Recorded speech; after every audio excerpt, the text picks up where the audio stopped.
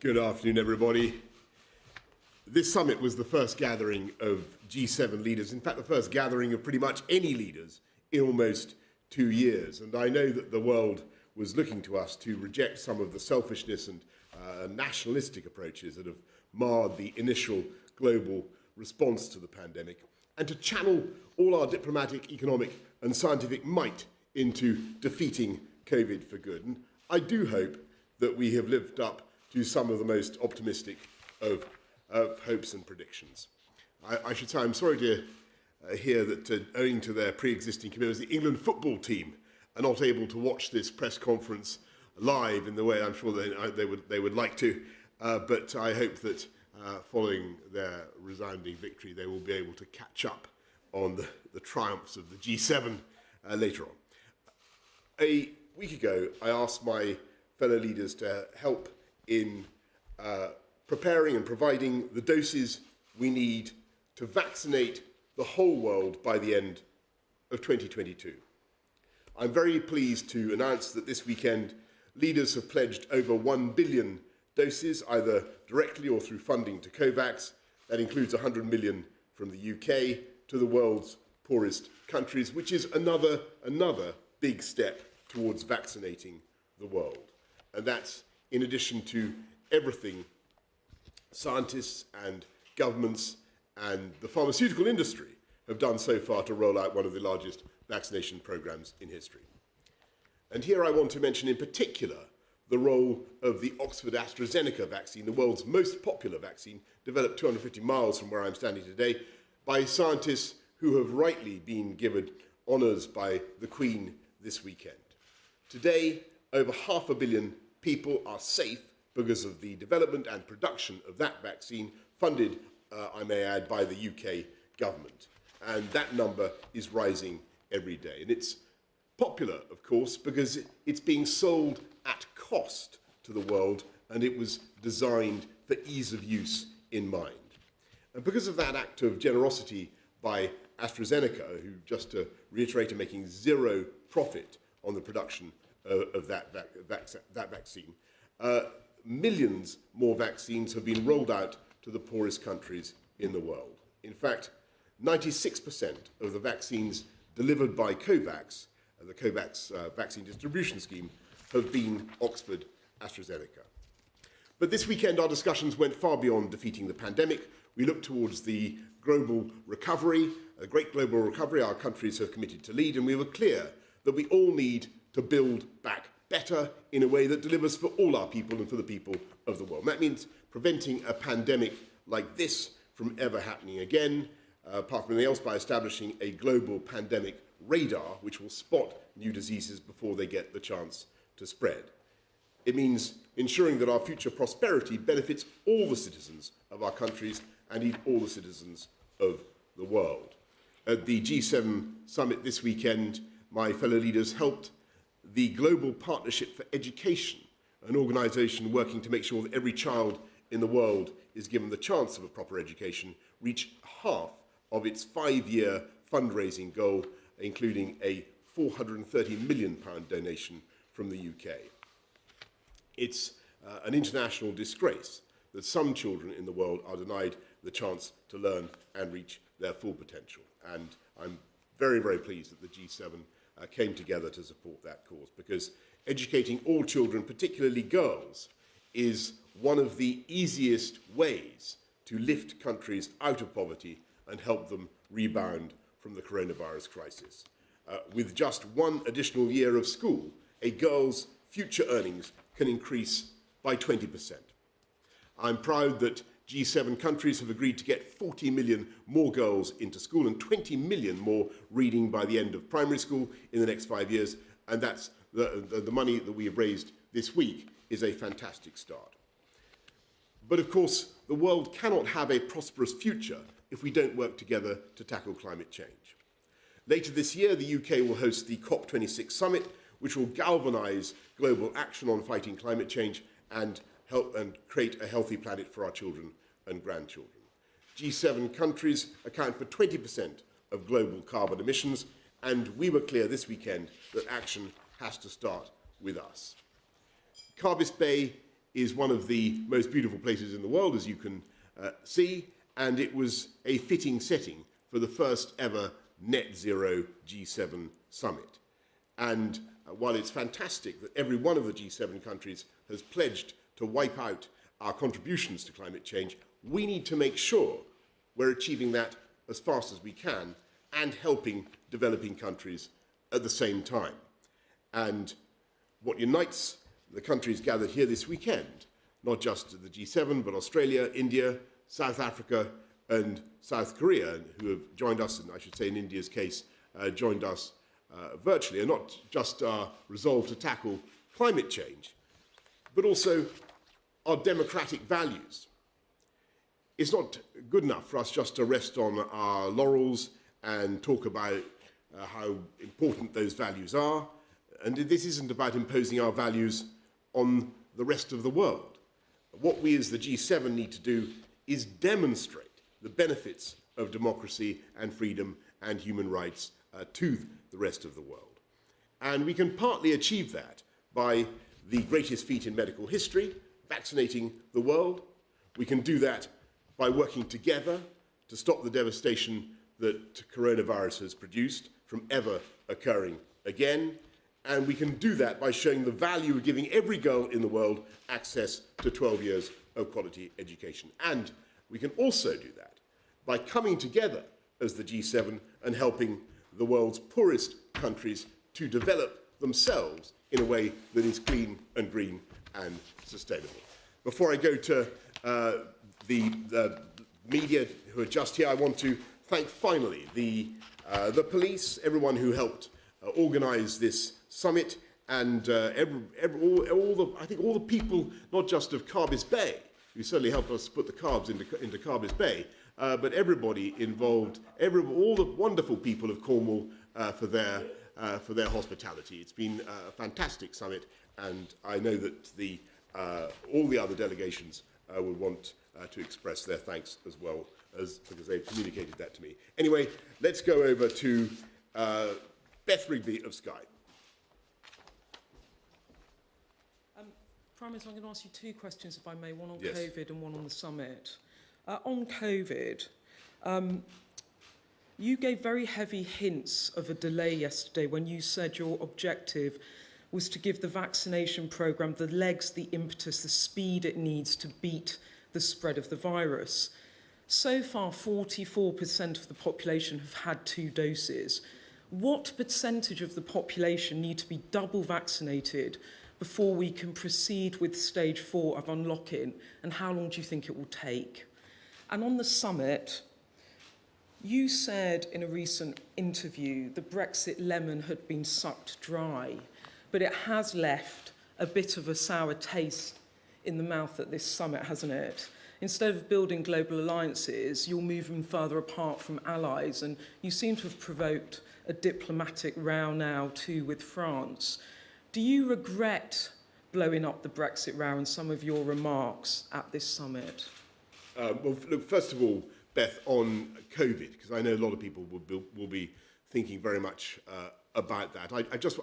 Alas, I've got to repeat what I said yesterday. We're continuing to look at the data. No final decision has been taken, and the right time to fill everybody in on what we're going to do with step 4, with June the 21st, is tomorrow, as I've said, and that's when we'll be putting out the whole package of information so that everybody can see it together. I hope colleagues will understand that is, I think, the best way of handling that today. And on your, can I? No, can I just respectfully just say, I know that you'll have lots of detailed questions and suggestions on COVID. I think probably not. We don't want to get it out in dribs and drabs, if I may. And what we'll do is be setting it all out in full tomorrow, because I think people want to see the whole package. But on your second point, which was about Brexit, actually, I can tell you that the vast majority of the conversations that we've had over the last 3 or 4 days have been about other subjects, and there has been a fantastic degree of harmony. I mean, between the leaders of our countries, and if you look at some of the things they come together to agree, 1 billion more doses, 1 billion more vaccines. Everyone agreed to phase out the use of, not just supporting coal around the world early, but to phase out the use of coal in their own production. They agreed that they would have 30% of their land and 30% of their seas protected, consecrated to nature by 2030, to set a 100-day target for the production of new vaccines after the arrival of a new variant, a new Atlantic Charter, a plan to build back better for the world. That was what took up our time, and I don't think that really I could have asked for a more cooperative or a more energetic spirit from our friends. Your Foreign Secretary said this morning on television that he found President Macron's remarks on GB and NI offensive. That's what your foreign secretary said at the G7. Are you telling me that's not a diplomatic row? What I'm saying is that well, we will do whatever it takes to protect the territorial integrity of the UK. But actually, what happened at this summit was that there was a colossal amount of work on subjects that had absolutely nothing to do with Brexit, and together with our European friends and partners, we're launching all sorts of projects for the benefit of the world. We will sort that out, but you know, I think I'm going to stick at what I've said yesterday. Okay, good. Who is going next? Robert Pesson, ITV. You would say that climate change is the most serious issue facing the world, but there doesn't appear to be a collective agreement yet on a binding timetable for concrete actions on issues like eliminating unabated coal mining or petrol cars. Why is it proving so difficult to get a formal timetable for these important steps in terms of combating climate change? Sorry? Go on. The former Prime Minister, Gordon Brown, has described the 1 billion doses of vaccine as a moral failure. He simply says it's just not enough vaccine for poorer countries. And finally, did you have an opportunity to explain to President Macron that Northern Ireland is as much part of the United Kingdom as Toulouse is part of France? Okay. Well, on the last point, I just repeat what I said to Beth. Of course, we make the point continuously that we're all part of one great, indivisible United Kingdom, and it's the job of the UK government to uphold that, as you would expect. And on your point about the vaccines.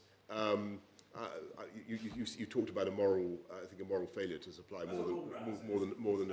I really must reject this. This is another 1 billion made up of a massive contribution by the United States, other friends, the UK putting in another 100 million. This is June to June, from now till next June. And don't forget that this vaccine has literally only been invented very, very recently. These vaccines have only come on stream very recently, and already of the 1.5 billion vaccines that have been distributed around the world, I think people in this country should be very proud that 500 million of them are as a result of the actions taken by the UK government in doing that deal with the Oxford scientists and Astrozeneca to distribute it at cost. And the UK has put in 1.6 billion into funding Gavi, 548 million into funding COVAX. We are doing everything we can to distribute vaccines as fast as possible. A criticism of the world. Well, it's collectively that the G7 have the money, they have the vaccines. The poorer world, as you know, we talked to the head of COVAX and Gavi, they say we are way behind schedule. We're going flat out. And I think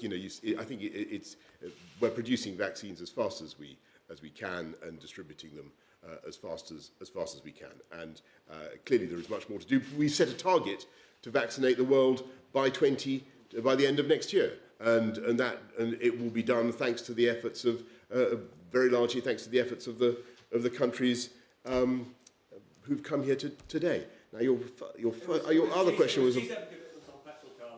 Yes. Look, I think the G7 have made great commitments on climate change. I mentioned phasing out coal.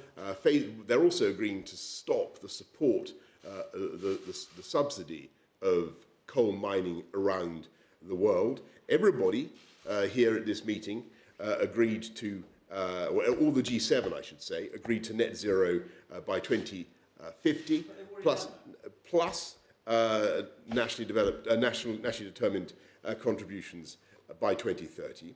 They all made significant steps forward towards the $100 billion we're going to need by COP to support the developing world in tackling climate change. Because we, as the rich nations of the earth, we need to build our credibility with those countries in asking them to make cuts in CO2, because this country, which started the Industrial Revolution, is responsible for a huge budget of carbon that's already in the atmosphere. We're now asking other countries to make a change. That's why this government put 11.6 billion into climate finance. And at this G7 summit, actually, you saw many other countries stepping up to the plate and making very big, and the EU making very big commitments. I'm not going to pretend that our work is done. So Mario Draghi, the Italian Prime Minister, who's the co-chair of COP, Antonio Guterres, the Secretary General of the UN, and we're going to be on everybody's case between now and the summer and on into the autumn to get those commitments and to make sure that we get the world into the right place for COP. But I think we made a very good start today. Laura Koonsberg, BBC. Thank you, Prime Minister. Forgive me, I'm going to ask about this again because the Foreign Secretary was very happy to talk about this morning, so viewers might find it slightly strange that you don't want to talk about it now. Were you offended by President Macron's comments in your meeting yesterday about Northern Ireland's place in the UK? And you've listed what you believe to be the achievements of this summit, but health and environmental campaigners are really clear that they hoped it would go further. Do you wish you'd been able to push your fellow leaders to give even greater commitments?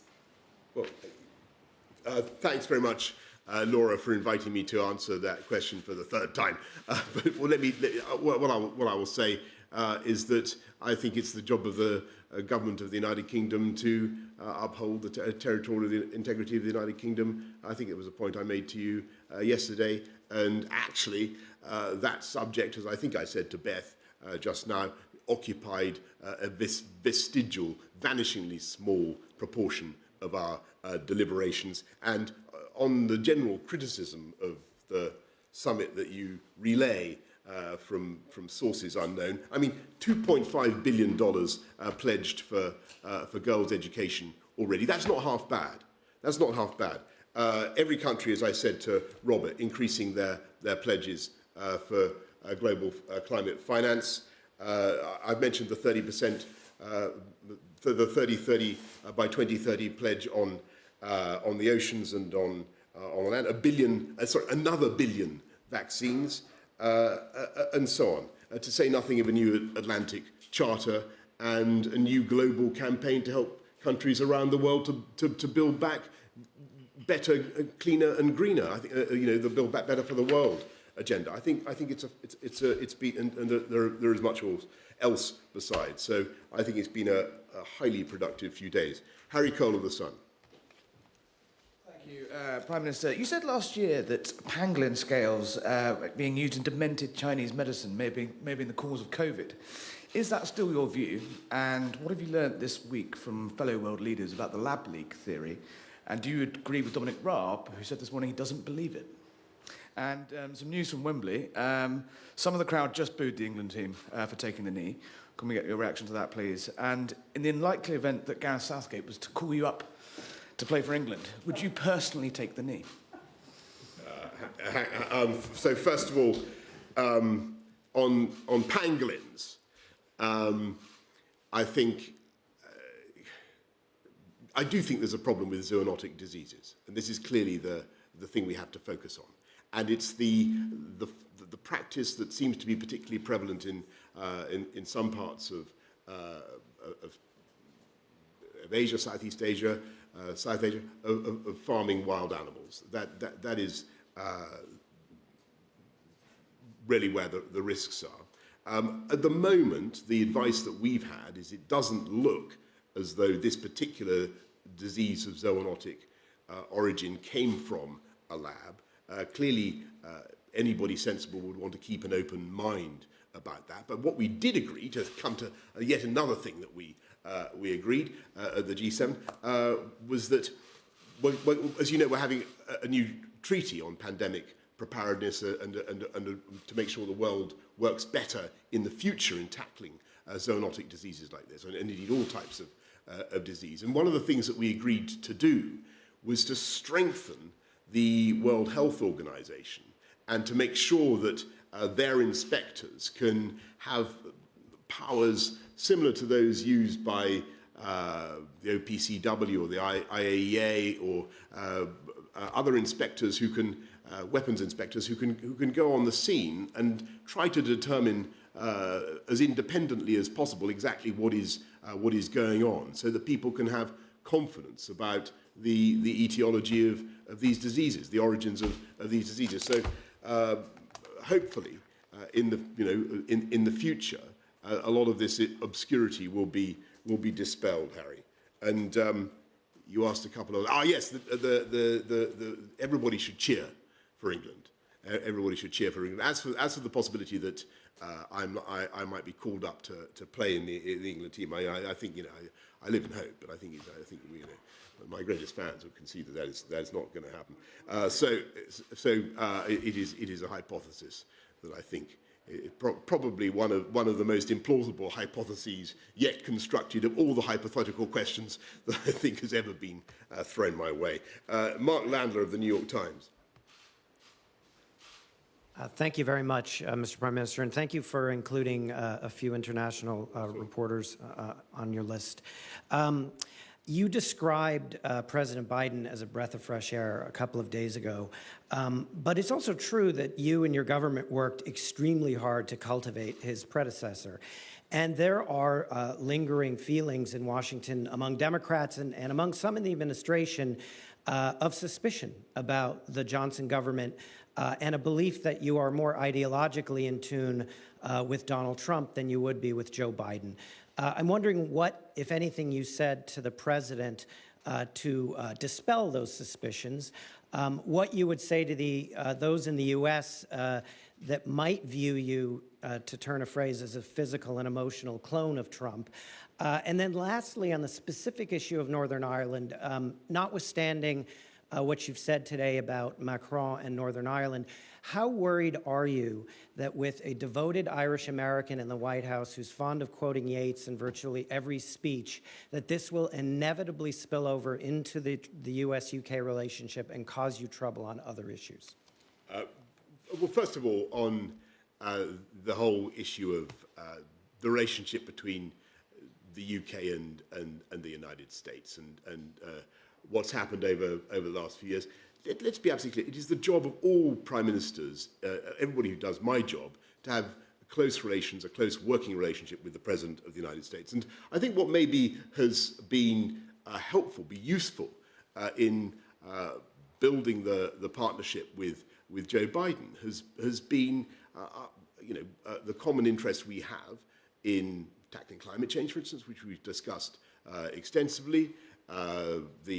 The campaign I've been running for a long time on female education, which he completely shares.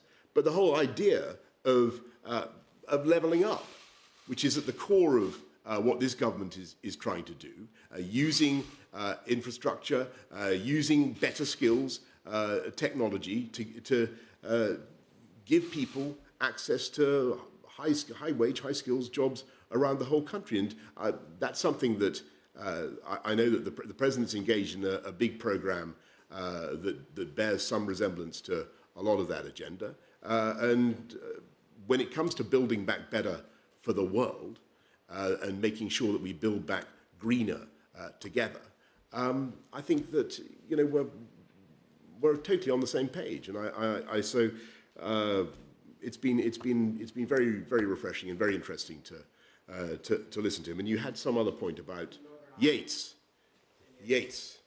Well, all I say, I think that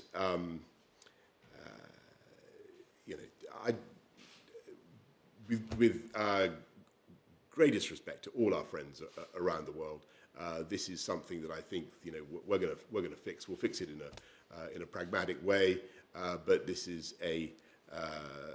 about making sure that we protect the Good Friday peace process and the territorial integrity of the UK, and that's what we're going to do. Okay, Ben Riley-Smith of The Telegraph. Thank you, Prime Minister. 2 questions, if I may. Firstly, on reopening. I understand you don't want to get ahead of the announcement, but the whole country is watching this issue. So can you offer a guarantee that ultimately full reopening will not be delayed longer than 4 weeks? And what is your message to businesses and people who may consider breaking the rules if there is a delay. And on vaccines, there is a simple way to try and boost world supply, dropping the patents on COVID vaccines. Why don't you support that? Ben, first of all, thanks for having another. I understand why people want to hear more about COVID and Step 4 this afternoon. I understand people's impatience, but it really, and you asked some good questions, but the best thing is to get all this out in one package so that everybody can understand it in the round, and that's what we'll be doing tomorrow, as I've said repeatedly. And on your point about TRIPS and intellectual property and that route, look, I think the crucial thing is to make sure that we build up capacity, build up manufacturing capacity, fill and finish and manufacturing around the world, particularly in Africa. I think we should be sharing knowledge as much as we can, whilst obviously protecting as I think Dr. Ngozi of the WTO well put it, protecting the incentives for innovation. So you've got to accomplish both things at once. But what we think is the right way to go is to sell these vaccines at cost, and that's why we're particularly we champion the Oxford Astrozenica model. What we're doing is getting lots and lots of jabs into people's arms by insisting that they are sold at cost, and I think that's a highly effective way of doing it. You're not happy to waive protecting incentives just in this one case to try and get as many jabs? I think the G7 agreed to look at that and to see what they could do to expedite knowledge transfer, particular transfer of manufacturing capability. But the particular solution that we've come up with, which is making sure that the vaccines are distributed at cost on a non-profit basis, I think is the right way to go. Can we go to Antonello Guerrera of La Repubblica? Thank you very much, Prime Minister. Since the very beginning, your global briefing has significantly brought forward the importance of the Indo-Pacific region and the Far East, and this is clearly stressed also in the G7 final communique, mostly regarding China. In your personal view, and after this G7, why is and will this area be vital for our Western democracies? And why for you this new crucial, is this for you the new crucial dimension of the transatlantic security in the future? And secondly, if I may, you apparently have a great respect for the Italian Prime Minister Mario Draghi, because I remember that last year, while announcing the furlough scheme and the financial package against COVID, you quoted him more than once with whatever it takes, and also now, during these days. The other day, you also said that the mistakes made during the 2008 financial crisis should never be made again, and Draghi also was instrumental in reversing it. And also, on the other end, Mario Draghi was deeply inspired by the example of the UK vaccination campaign. So apart from the COP26 and the G7, G20 connections, what Mario Draghi means to you, and if there is a special relationship between Italy and the UK, even though I know that you don't like this label. Thank you. Thank you, Antonello. There's obviously a very close and indeed special relationship between Italy and the UK. We're actually intensifying that now. Where we've just signed a partnership agreement that's been produced for 2 years now to intensify cooperation in everything from security to tech to trade. Correct. Is it going to be this year, or we've just finished the work, and we started that a couple of years ago because obviously we see Italy as an incredibly important partner. But on that. you will have access to it as soon as it can be conveniently arranged, Antonella. But look, on Mario Draghi, I remember vividly being in Lancaster House, I think in 2012, when he made, some of you will recall, the famous speech, the Draghi put, when he said he would do whatever it took to save the euro.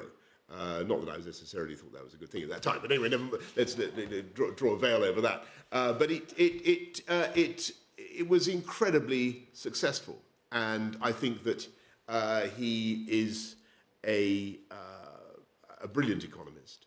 It's an absolute pleasure to listen to him, and I think that he gave a very, very balanced summary of what we need to do now. We do need to relaunch the global economy. We do need to get things working again, and we need dynamism from the G7 and our partners. And I think he's absolutely right about that.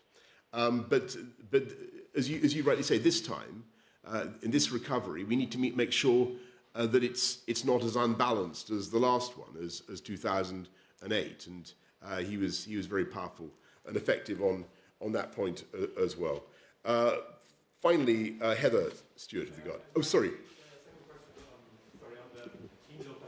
Yes, sorry, on the Indo-Pacific region. Well, the answer is I think very simple, which is that this is the area of the world where in the next 20, 30 years, you're going to see the most dynamic economic growth, where you're going to see the bulk of the of middle classes rising, and where obviously there are some tensions at the moment that we think can be, how shall I put it, allayed, tensions that can be allayed by proper observance of the rules-based international system in which we believe. And the UK, together with other partners in the G7, including Italy, is determined to do that. Thank you. Heather. Thanks. Just on climate finance, so in the run-up to this summit, there was talk of a climate Marshall Plan. That $100 billion a year you mentioned was a pledge the G7 first made more than a decade ago at the Copenhagen summit. And alongside that, we had this promise to develop a plan for a new climate funding mechanism, but there were no details of how or when that might happen. With just a few months to go until COP26, won't developing countries conclude the G7 isn't serious about tackling the climate crisis?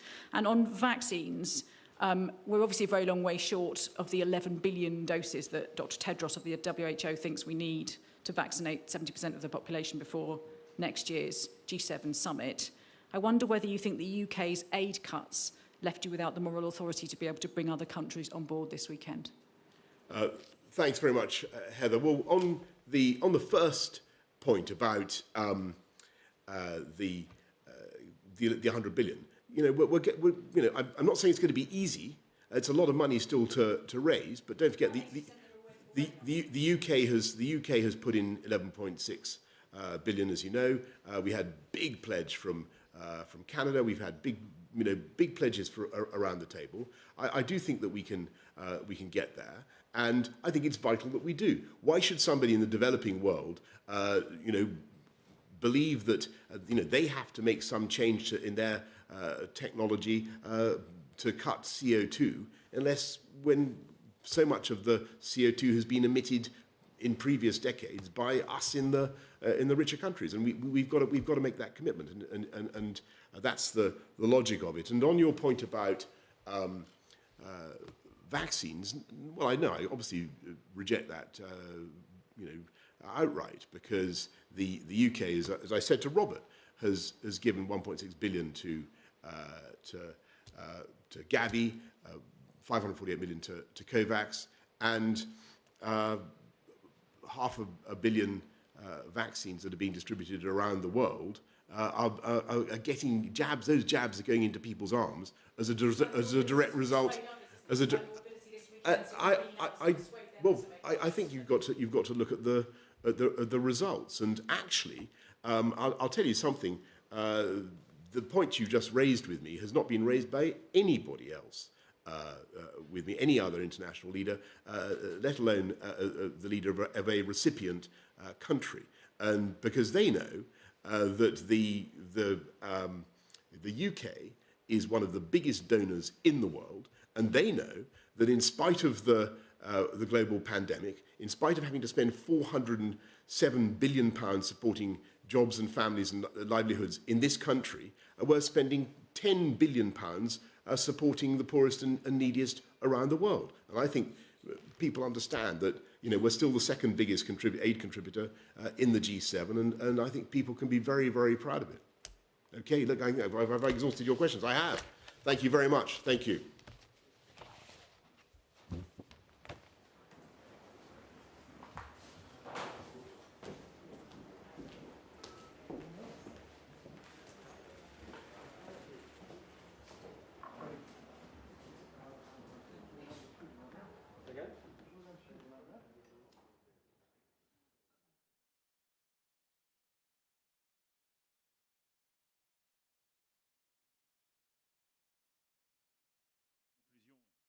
La France de ce G7 de Cardiff Bay. Je veux avant toute chose remercier le Premier ministre Johnson pour l'organisation de ce G7 et je crois les résultats que nous avons pu obtenir, et je vais y revenir dans un instant. Remercier aussi la Grande-Bretagne et les habitants de Cornwall pour leur hospitalité. Et je sais toutes les difficultés que nous pouvons créer lorsque nous nous déplaçons dans ces périodes. Et donc merci pour leur patience. Et remercier aussi Sa Majesté la Reine et la famille royale pour la délicatesse avec laquelle ils nous ont accueillis avant-hier en venant justement à la rencontre de l'ensemble des membres du G7. Et pour moi, trois principaux enjeux, j'avais eu l'occasion de l'évoquer auprès de la presse française et internationale il y a quelques jours, en recadrant en quelque sorte notre action internationale avant ces sommets. Mais il y avait pour moi trois enjeux dans ce sommet du G7. Le premier était d'obtenir à court terme une réaction et surtout une action permettant d'agir sur la vaccination mondiale dans une logique de solidarité que nous avons engagée dès avril 2020. Le deuxième objectif était d'acter justement une méthode commune et d'avoir des résultats avec ce multilatéralisme efficace auquel nous croyons et pour lequel nous nous sommes battus ces 4 dernières années, et en particulier de suivre les actions engagées à Biarritz et dans les sommets suivants. Et puis le troisième objectif était de justement pouvoir définir une méthode de travail avec le président Biden et l'ensemble des partenaires autour de la table. Sur le premier enjeu immédiat de court terme, nous sommes au rendez-vous